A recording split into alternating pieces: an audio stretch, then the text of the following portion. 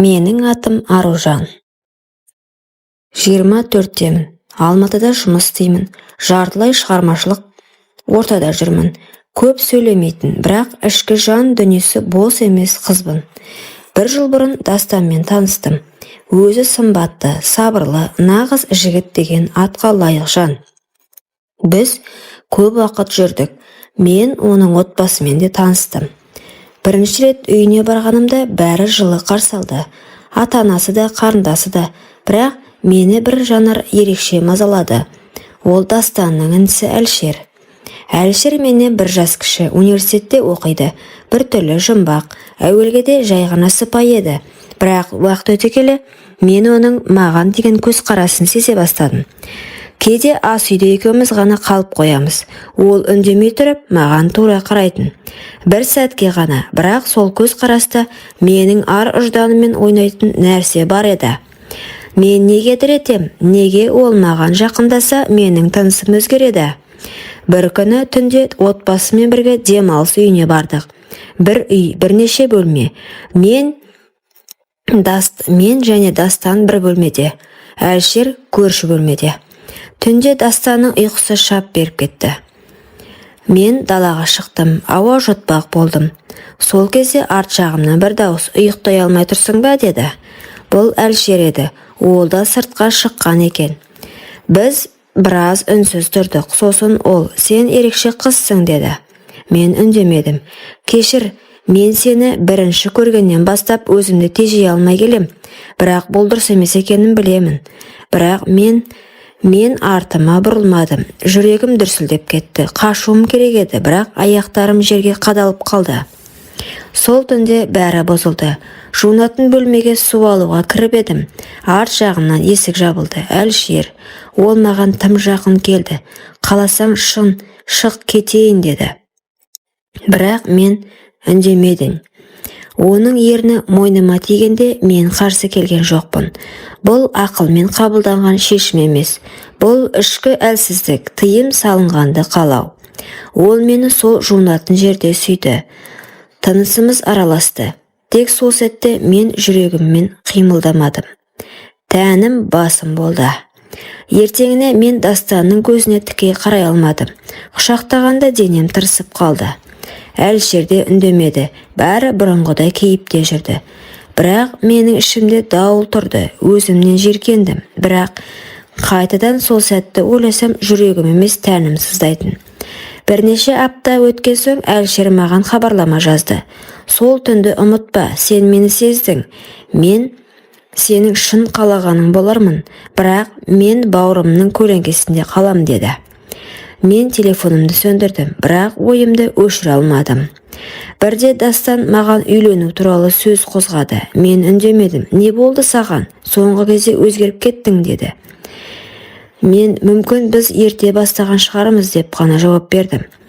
Мен оны сүйдім, бірақ денем опасыздық жасап қойған еді. Екеуі екі бөлек бағытта жүрді. Сол түннен кейін мен өзімді бұрынғыдай сезіне алмадым. Жігітім Дастанмен бірге жүрсем де ішкі күйзелісім өшпеді. Таңғы ұйқыдан оянғанда жүрегім басылмай соғады. Тамақ жегім келмейді. Әлсіздік, үнемі жүрегім айни береді. Бір күні дәріханадан тест алдым. Салқын ваннада тұрып алып сілкіп қарап тұрдым. 2 сызық. Тіземді ретіп еденге тізерлеп отыра кеттім. Қатты тыныс алдым, ішімді ұстадым.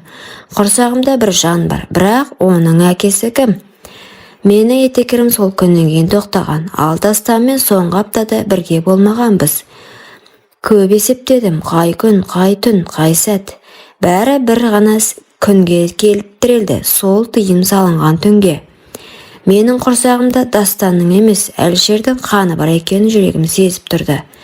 Бірақ мен үндемедім. Дастанға айтуға дәтім бармады. Ол мені шын сүйетін. Ол мені болашақ жары деп жүрді. Ал мен тек тыныштық үшін өтірік тыныс алып жүрдім. Дастанға бәрібір айтуға батылым жетпеді. Ол бала бар екенін естігенде қуанды. "Керемет жаңалық қой, біздің кішкентайымыз болады екен" деп құшағына басты. Сол сәтте ішім күйіп кетті, бірақ үндемедім. Бәрі тез өрбіді. Екі жақта ата-анамыз кездесті. Құдалық өтті. Біз үйлендік. Менің ішімде өсіп жатқан өмірмен біреудің алданған көзқарасымен және жүрегімнің тереңіне өшпей тұрған Әлшердің бір сәттік құшағымен тұрмысқа шықты. Дастан кейде ұзақ ойланып кететін болды. Түнде қасымда жатса да бетіме тіке қарамайтын.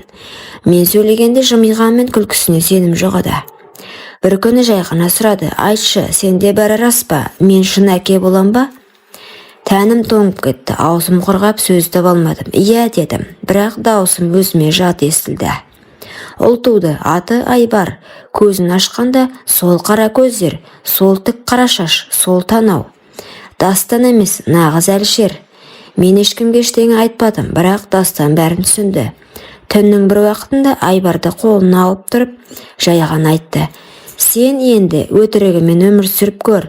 Сол түні ол бөлек бөлмеге кетті. Баламен қадырып жүргенде ойламаған жерден Әлшермен соқтығысып қалды. Ол балама қатты қарап тоқтап қалды. Сосын маған қарады, көздеріміз тоғысты. Бұл менікі ғой, е, деді. Аружан, сен не істегенін түсінесің бе? Бауырымның бақытымен сен, біз, ол үндемей бұрылып кетті. Сол кезде балам жыбырлап жіберді. Мен оны құшақтап тұрып, кешірші ұлым, сен ештеңеге кінәлі емессің, дедім. Қайтадан соққаның кәрілік. Бүгін мен жалғызмын. Жас анамын. Дастан бізді тастап кетті, үндемей, ешқандай айқайсыз. Әлшер бір ретте хабарласпады. Бірақ ұлым әр таң сайын оянып маған қарайды. Сол сәтте мені жылап жүрген, төсек түнінен емес, ана болуға лайық бір әйел етіп тұрған сол баланың өзі. Соңғы сөз. Мен өзім қалаған түннің салдарынан өмір бақи арқалап келем. Бірақ сол түн менің ең ауыр жазаға кесілген күнәлі рахатым еді.